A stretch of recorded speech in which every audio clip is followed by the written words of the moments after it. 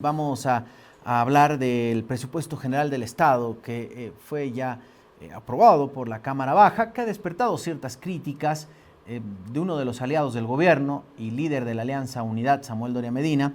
Y para hablar de esto hemos convocado a Jaime Coronado Quintanilla, es viceministro de Presupuesto y Contabilidad Fiscal, a quien le agradecemos mucho la gentileza. Viceministro, ¿cómo está? Buenas tardes, Diego Montaño lo saluda. Buenas tardes, Diego. Un placer estar con ustedes para conversar sobre el tema del presupuesto. Gracias, viceministro. Bueno, hubo muchas repercusiones, posturas encontradas a propósito del presupuesto reformulado. Decía Samuel Doria Medina en una publicación el pasado sábado que se hicieron las observaciones, pero que el gobierno prefirió no oírlas. ¿Comparte ese criterio? ¿Cuáles eran las observaciones que se hizo en la Asamblea, tanto en la Comisión como en la sesión ya del Pleno, al presupuesto general del Estado y cuál es la respuesta del gobierno, viceministro? Bueno, en general, creo que había un malentendimiento en muchos casos de cómo se había estructurado el presupuesto y hacia dónde apuntaba. Básicamente venía de ahí. Y también un poco de saber por qué, por ejemplo, el presupuesto tenía un mayor nivel de gastos y de ingresos, por supuesto, y por qué eso se traducía en mayor gasto del gobierno central, por ejemplo. Entonces, ya en la explicación en detalle, nosotros pudimos absolver muchas de las dudas que tenían los parlamentarios, sobre todo por el incremento del presupuesto. Pero ahí nosotros demostramos de dónde venían los ingresos y por qué habían ciertos incrementos de gastos. Entre ellos, por ejemplo, que el gobierno central en lo que hacia la política social, había muchos gastos que se habían cortado discrecionalmente y que no permitían ejecutar gastos esenciales, como por ejemplo la renta dignidad, el seguro único de salud básicamente ese tipo de gastos que habían sido recortados discrecionalmente, pero el presupuesto con los ajustes que nosotros hicimos, las modificaciones, a través de las modificaciones, pudimos generar el espacio para reponer el gasto social en esos rubros. Viceministro, cuando hablamos del presupuesto, ¿a cuánto asciende lo que el gobierno en este reformulado va a gastar o presume va a gastar? Mire, el presupuesto total agregado es de 391.815 millones. ¿Okay? El consolidado es 321.600 millones. Que la diferencia entre agregado y consolidado es que en el último, en el consolidado, simplemente se anulan las transferencias y las transacciones entre entidades del sector público. Ahora bien, eso puede significar un incremento respecto a lo que se tenía antes, pero hay que tener en cuenta que el presupuesto partió primero de la transparentación de las cifras, de una revisión, y ahí nos encontramos con que había más de 14.000 millones de sobreestimación de ingresos que no existían, que era imposible materializarlos, y habían unos recortes de gasto que eran de alrededor de 8.700 millones, que había que reponerlos, porque era gasto social básicamente, y eso no podemos dejar de pagar, como la renta dignidad. Entonces, nos encontramos primero con que había más o menos una brecha de 23.000 millones en el presupuesto. Lo primero que teníamos que hacer era transparentarlo y ver, generar las políticas de ajuste que nos permitan compensar ese monto gigantesco que en realidad era una brecha. El presupuesto estaba artificialmente equilibrado, pero no, ya transparentándolo, tenía una brecha, un déficit de recursos de más de 23.000 millones. 23.000 millones de bolivianos, viceministro. Exactamente, Ahora, 23.000 millones de bolivianos. esta cifra que usted nos decía, 391.000 millones de bolivianos, eh, es el nuevo presupuesto, el reformulado. ¿Con cuánto arrancaron? ¿Cuánto era el presupuesto del 2026? El presupuesto del 2026, tal como lo aprobaron, se aprobó fue mandato de ley el 31 de diciembre del 2025, tenía 377.000 millones en el aprobado, ¿ya? Eh, y sí, 377.836 millones, pero si usted hacía las cuentas, usted reponía el gasto que debería haber, en realidad era 387.000 millones. Era mucho más que lo que, lo que figuraba en ese presupuesto. Ahora, Ese viceministro, presupuesto, las cifras estaban, vamos a decirlo, artificialmente disminuidas. bien, ahora, sin embargo, y pese a que desde el gobierno se ha insistido en que estamos atravesando una terrible crisis, ¿cómo se explica que el presupuesto reformulado se incremente en cuanto a gasto? Y ahí la siguiente pregunta será, ¿de dónde van a salir los recursos para llevar el nuevo presupuesto de 391.000 millones? Ya recuerde que ya se hizo una, una política de eliminación de subsidios en su momento, y eso ha generado un incremento en los ingresos de 13.000 millones. Y también hemos hecho varias modificaciones que nos han permitido reducir las transferencias también por subvenciones que había. Y eso, digamos, eso te genera mayores recursos. Eh, También hay mayor financiamiento, sobre todo externo. Entonces, todo eso se traduce en mayores recursos. Esos recursos se traducen en políticas de gasto, en gasto también. ¿Me explico? El presupuesto tiene ahora tiene mayores recursos de los que tenía antes. Un principio del presupuesto es que es equilibrado. Entonces, lo que usted tiene de recursos tiene que ser igual a los gastos. Entonces, ahora bien, esos recursos adicionales han sido básicamente destinados a proteger el gasto social, fortalecer las entidades territoriales y básicamente reordenar las finanzas públicas bajando el déficit fiscal. Una cosa es que el presupuesto sea equilibrado. Si hay más recursos, va a haber también mayores egresos. ¿Me explico? Porque el presupuesto tiene que ser equilibrado. La medida en que uno ve el resultado del presupuesto es el flujo financiero, en lo que en economía se llama déficit o superávit fiscal. Entonces, si nosotros transparentamos el presupuesto como lo hemos hecho, en realidad lo que se tenía era un déficit de 43.676 millones de bolivianos, equivalente a 10.3 del PIB. Eso es lo que se tenía aparentemente, pero transparentando, quitando esos recursos ficticios y también reponiendo el gasto, en realidad el déficit que se tenía en el presupuesto con el que partimos era 67.199 millones, prácticamente 23.000 millones más de déficit. Entonces, todo eso hemos tenido que ajustar.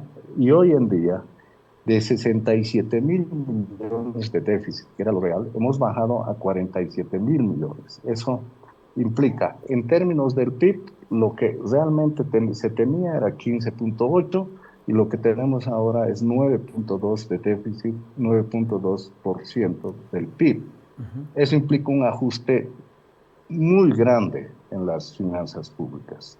¿Sí? Ese es el verdadero resultado de la gestión fiscal. ¿Me explico? ¿Cuánto más o menos usted va a tener de endeudamiento? Si nosotros hubiéramos tenido el 15.8 del PIB, hubiéramos tenido que prestarnos 6 puntos más del PIB. Esa es cualquier cantidad de dinero. Viceministro, seguimos revisando con usted, gracias por el detalle en la explicación, 9.2% de déficit fiscal previsto para lo que queda del 2026. ¿La inflación? La inflación estaba en el presupuesto en torno al 14%. Eh, esa es nosotros todavía creemos que eso se puede alcanzar, quizás eh, eh, pueda ser menor, pero bueno, con los últimos acontecimientos tenemos que evaluar un poco las consecuencias en distintas variables en el año. Recuerde también que el presupuesto es una estimación, la mejor estimación que se puede hacer en un momento determinado. Y obviamente un presupuesto no toma en cuenta eventos externos o shocks que pueden haber a la economía, como por ejemplo los 53 días de paro o el shock externo que ha venido por la guerra de Estados Unidos con Irán y que ha generado un incremento brutal en el precio en un momento del precio del petróleo, que más o menos estaba entre $60 y se ha ido a más de 100. Entonces, eso genera presiones adicionales que tenemos que absorberlas en esta gestión. No solo es un tema de planificar en un momento determinado, sino también tomar medidas en el trayecto para aminorar o responder a esos shocks externos que pues, obviamente no dependen del gobierno ni de la voluntad de la gente que está viendo estos temas. Eh, Y ni del país en claro. realidad, ¿no? Porque un shock externo como el precio del petróleo es algo que escapa a las manos de cualquiera. Claro, y que ha golpeado a las economías del mundo entero. Viceministro, en cuanto al crecimiento, hay estimaciones que dan para abajo cifras negativas de menos 3.2, menos 3.1%. ¿Cuál la estimación en este presupuesto que entendemos también fue realizado antes de los 53 días? Por lo tanto, habrá una Ujú. variación entre lo que se presuponía y lo que finalmente llegue a ocurrir. Evidentemente sí, pero también recuerde que nosotros tenemos que lidiar con los shocks también, ¿no? En este caso es algo que no debería haber existido, pero se están tomando ciertos recaudos y medidas para reactivar el aparato productivo lo más pronto posible. Y hay medidas que han sido implementadas en el ámbito financiero para la reprogramación de créditos, etcétera. Y también ustedes están viendo ahí en el presupuesto que estamos incluyendo un programa de readecuación financiera para los municipios más endeudados o entidades territoriales autónomas en general, para que por lo menos recuperen su estabilidad fiscal y también puedan realizar ciertos gastos eh, en esta gestión y no estar tan restringidos en sus operaciones. Entonces, es un conjunto de medidas que se van a hacer, pues también con el presupuesto lo que estamos dando es más oxígeno a las ETAs. Estamos haciendo un programa para que se recuperen, pero también hay muchas medidas que no tocan precisamente al presupuesto, al ámbito fiscal, y que se desarrollan en el ámbito del sector financiero privado, ¿no? La idea es que el sector privado sea el motor, porque en realidad eso es, el sector fiscal no es lo más importante en Bolivia, parece serlo, pero en realidad toda la actividad en realidad la generan los ciudadanos, la mayor parte de la actividad, porque de otra manera, ¿de dónde vendrían los recursos y los impuestos, no? Claro, y en ese sentido, viceministro, la estimación del presupuesto del crecimiento económico es ¿de cuánto? Eso. Era una reducción de 1,4%. Eh, y ¿Menos bueno, hay otras 1,4? estimaciones que dicen que es más. Nosotros al momento de hacer el presupuesto, en realidad teníamos eh, esa estimación porque nosotros vamos por el lado más conservador. Pero nosotros esperábamos que, si todo transcurría de acuerdo a lo previsto, no íbamos a tener una recesión, íbamos a tener, no será un crecimiento espectacular, pero iba a ser positivo, aunque sea 0,1, 0,5, algo así.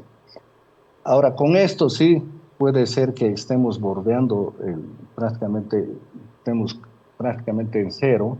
Esa es la, lo que nosotros esperamos en la realidad, pero eso también depende mucho de cuán rápido reaccione el sector productivo a las medidas que nosotros estamos tomando, ¿no? Están tratando de que eso se haga, que la actividad se recupere lo más apto, actividad económica se recupere lo más pronto posible. Viceministro, nos decía que una de las fuentes de ingresos será, sin lugar a dudas, los créditos internacionales.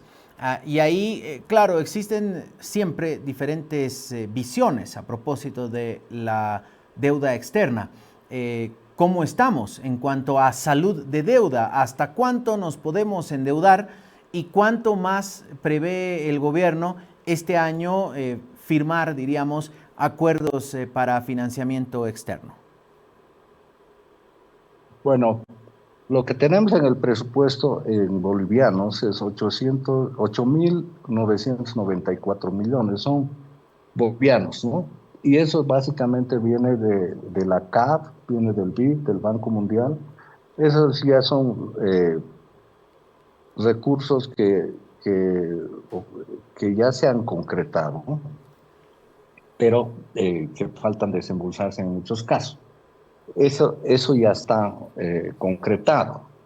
Y eso es lo que está en el presupuesto. Ahora bien,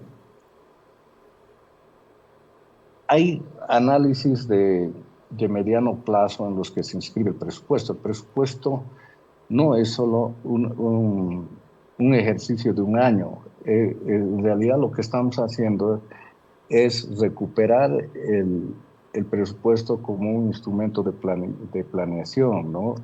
Planificación. El presupuesto también puede definirse como un plan de acción expresado en términos financieros, pero eso debe estar inscrito en una trayectoria fiscal.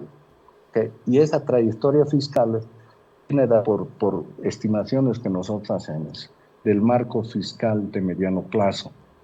Ahora, este marco fiscal de mediano plazo tiene dentro de sus características un análisis de sostenibilidad de deuda. Ya es que dicho sea de paso, se hace por los organismos multilaterales también.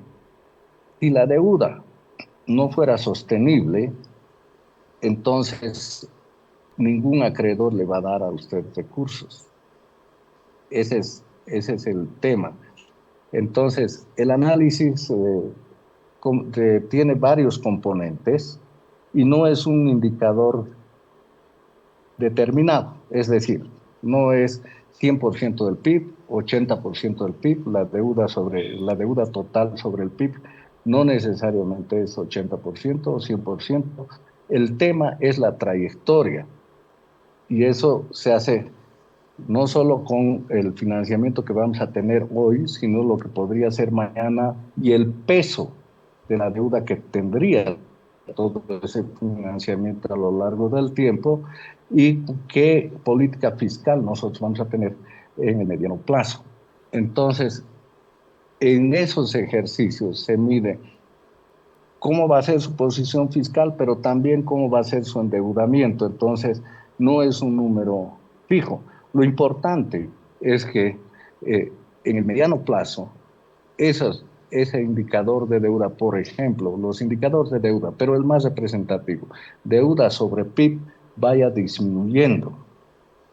Si eso va disminuyendo, su deuda es sostenible, para ponerlo sencillo, ¿no?